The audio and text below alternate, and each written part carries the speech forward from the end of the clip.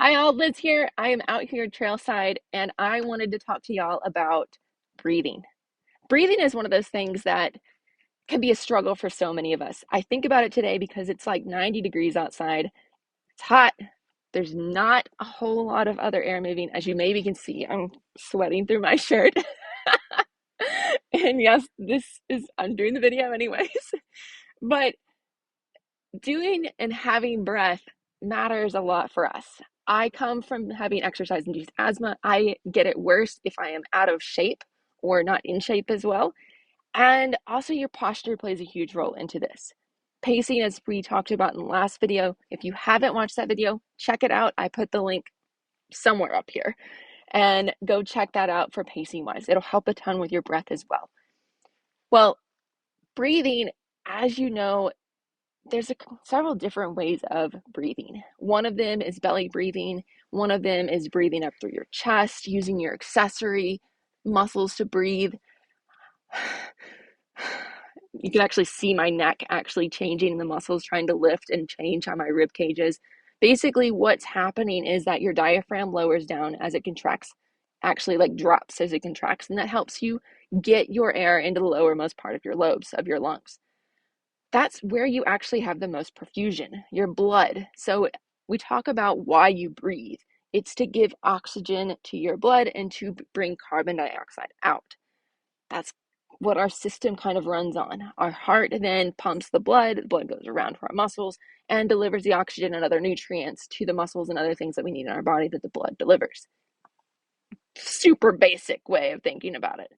And so you have more blood supply, more perfusion in the lowermost part of your lobes. Now, if you're just draped over top of your bike going,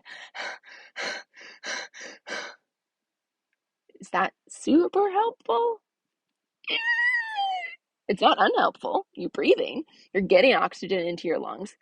Is it the most helpful that you can possibly have? Probably not.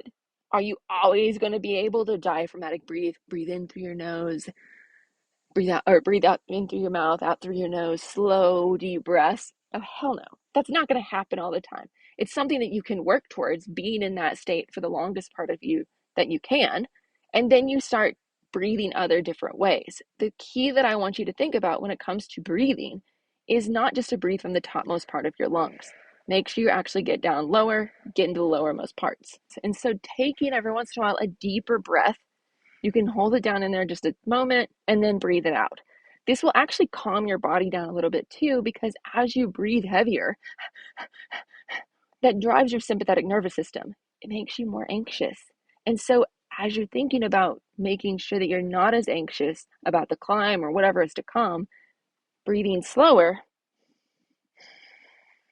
can help you out a lot. Breathing through your nose helps you breathe slower as a whole. Are you going to be able to stay breathing through your nose all the time, the entire ride? Probably not. Do I breathe through my nose the entire ride, even whenever I'm getting to heavier zones? No, I don't. And so be realistic when it comes to this, but every once in a while, add in a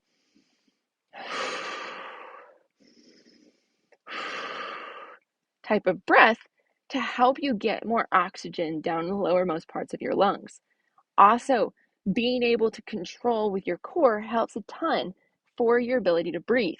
And this includes not only just your posture of being able to have an open, upright chest, more flat back, because then you can actually take a deeper breath down lower. Because if you're scrunched or slouched, then you take a deep breath. Just try it right now. I've said it on several of my videos. You just can't take as deep of a breath versus if you sit up straight, now you can really expand. And that comes from the ability to hold yourself with your lowermost part of your core. We're talking about your obliques, your transverse abdominis. We're talking about your ability to hold with your pelvic floor a little bit more. All of those areas to help with supporting your posture, including your back. And so being able to still bring your belly in and out whenever you are trying to hold your posture is pretty critical for it. And so to help your breath, you have to do some core strength. You have to understand your posture. But one main thing to take away from this is just taking a deeper breath here and there as you're riding to help you with perfusing your body with more oxygen, giving yourself more oxygen in your blood to take around to what needs it. I hope this was super helpful as I get back to riding in the 90-degree heat that we have here. And I sweat some more and breathe some more. And subscribe to this channel if you found it helpful. And also check out any of my programs, the Ride Life Team membership, down below in the description if you want a program to help you with strength training and also endurance training for riding. Cheers, y'all.